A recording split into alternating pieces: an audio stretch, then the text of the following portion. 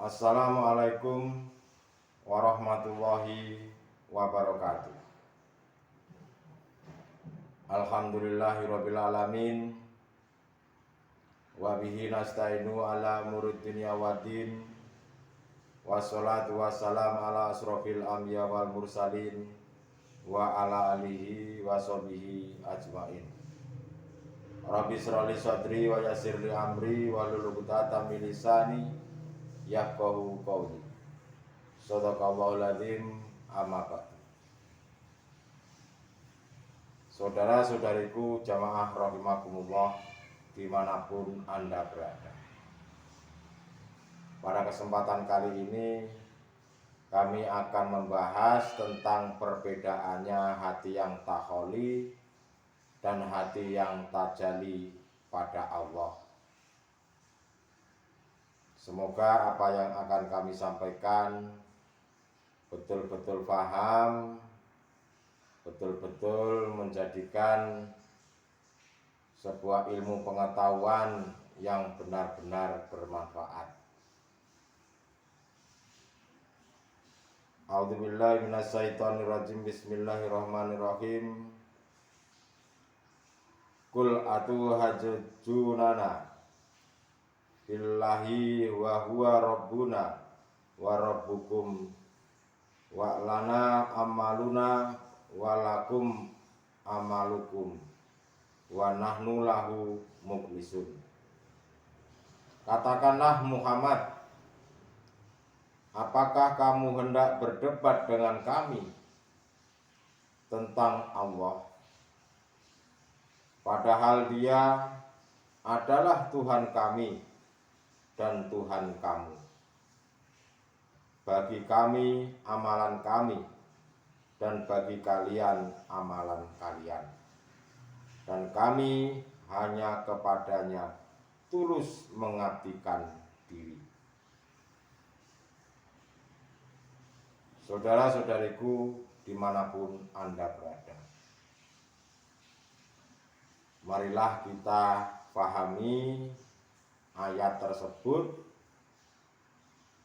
Apa sih maksudnya yang dikatakan Allah ini terhadap Muhammad untuk menyampaikan kepada umat-umatnya?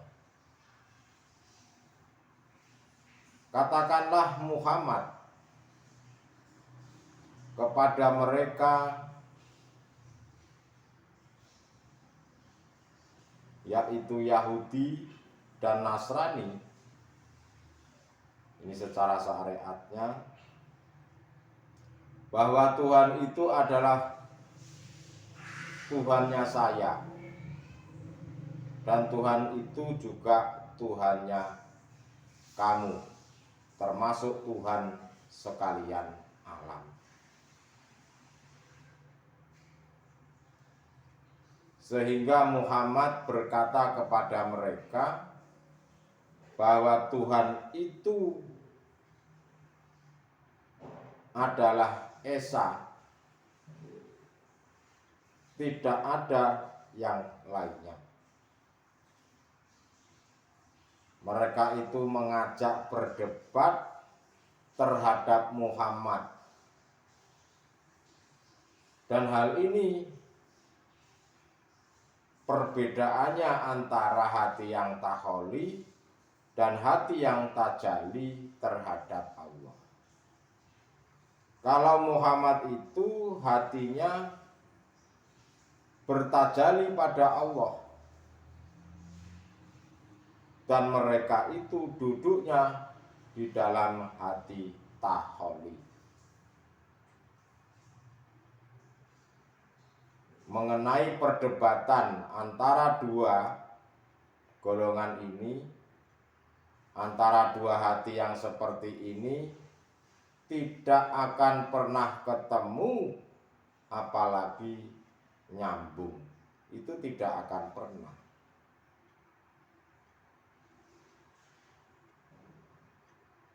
Takholi itu karena masih kental dengan rasa kemakhlukannya, masih mengakui bahwa dirinya makhluk itu yang bisa berperan, yang bisa berbuat, yang bisa segala-galanya. Itu takholi. Sudut pandangnya adalah mereka itu menggunakan akal jasad jasmania ini. Sedangkan hati yang tajalli kepada Allah memandangnya hanya dari sisi rohaninya. Tentu hal ini sangat bertentangan dan tidak akan pernah nyambung. Mereka terkadang itu melakukan perdebatan, melakukan perselisihan, ya disebabkan sebetulnya masih ada keterikatan mengenai urusan-urusan duniawiyah. Mereka menggunakan akal jasad jasmaniah ini. Kalau menurut dirinya tidak benar, ya dikatakan tidak benar. Walaupun itu benar, walaupun itu salah.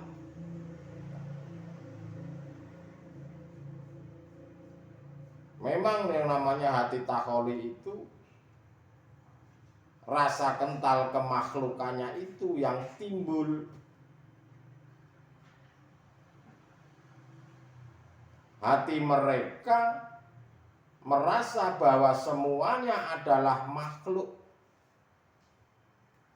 Merasa makhluk itu yang berkehendak, merasa makhluk itu yang menguasai, merasa makhluk itu yang hebat, dan lain-lain sebagainya. Contoh saja, kalau saya ini sedang melakukan sesuatu apapun, di situ hati saya atau hati mereka bahwa makhluk itu yang bisa bertindak, bahwa makhluk itu yang bisa melakukan,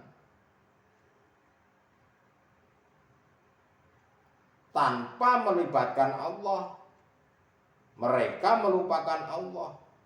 Paling Allah itu yang diingatnya hanyalah sedikit. Nah, itulah duduknya hati takholi. Bahkan tidak sedikit hati yang seperti ini. Mereka mengatakan, kalau tidak ada saya, tidak akan jalan. Kalau tidak ada saya, tidak bagus. Kalau tidak ada saya, terkadang hal-hal seperti itu terlontar dari hati, bahkan terkadang tidak sedikit terlontar dari keluar mulut mereka. Itulah memang hati yang duduknya masih di takholi.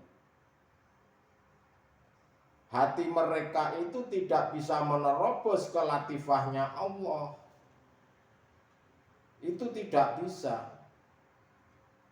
Karena hati mereka telah dihijabi oleh sesuatu, sehingga hati mereka tidak bisa masuk di dalam kerajaannya Allah. Mereka mengaku-ngaku bahwa semuanya itu adalah perannya dia, perannya sebagai makhluk. Dan ini jelas-jelas bertentangan dengan ayat la haula wala quwata illa billah. Padahal sudah jelas dikatakan oleh Allah, tidak ada daya dan upaya tanpa pertolongannya Allah. Nah, ini adalah golongan-golongan hati takholi yang tergolong dalam ahli hijab. Golongan hati yang masih takholi. Golongan takholi ini memang mengatakan bahwa nama Tuhannya Allah itu mereka masih mengimani, mereka tahu bahwa Tuhannya itu Allah kalau di dalam agama Islam. Tetapi hanya sebatas nama. dan belum pernah membuktikan sendiri. Tetapi terkadang tidak sedikit manusia tatkala diajarkan oleh guru akhirat, mereka itu menolak bahkan membantah. Ya karena merasa dirinya benar, merasa hafal hadis, merasa hafal Al-Quran, bacaannya fasih, dan lain-lain sebagainya itu. Sehingga dengan keilmuannya itu menutupi hatinya, menjadikan hijabnya hati tidak akan pernah sampai pada Allah. Ya memang itu hati takholi itu ya seperti itu.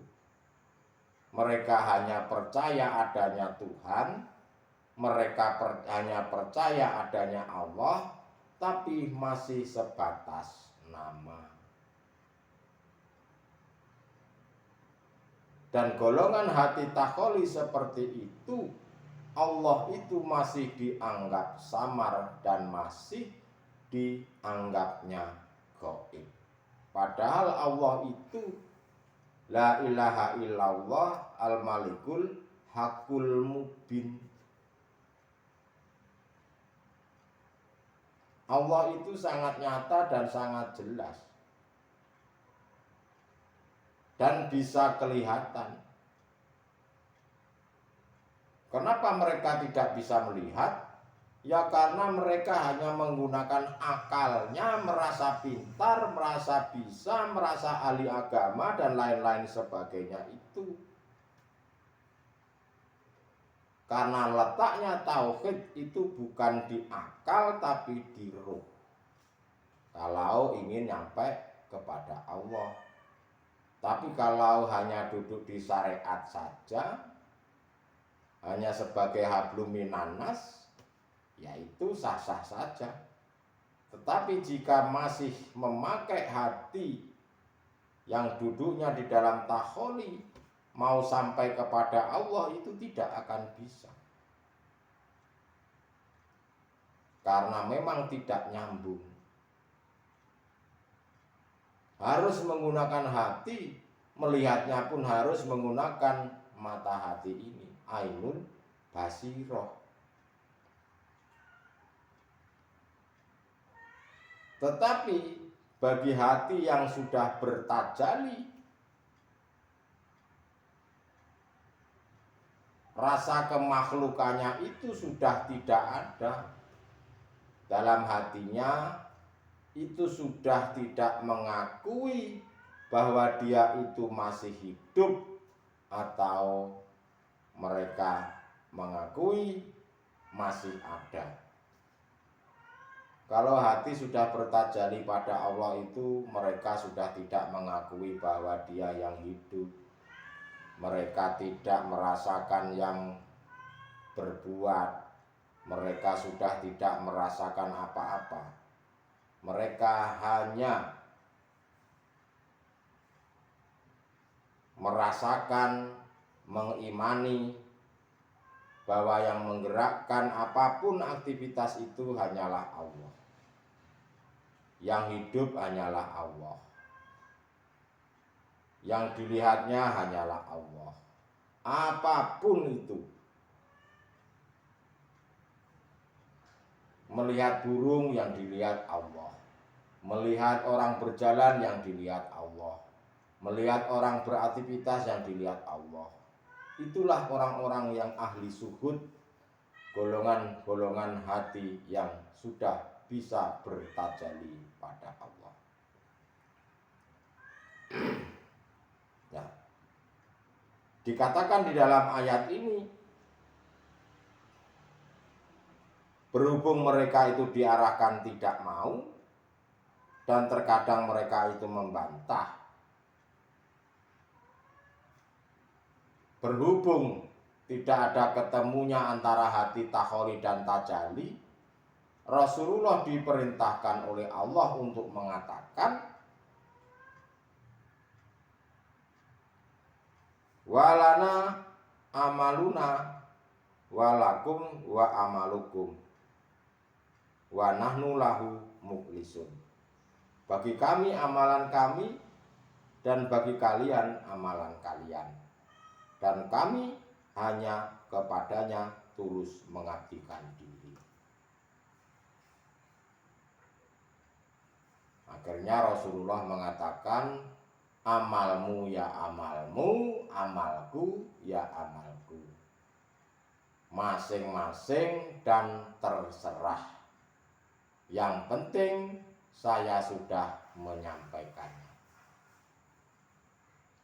Itulah perbedaan antara hati yang takholi dan hati yang tajalli pada Allah. Semua itu terserah.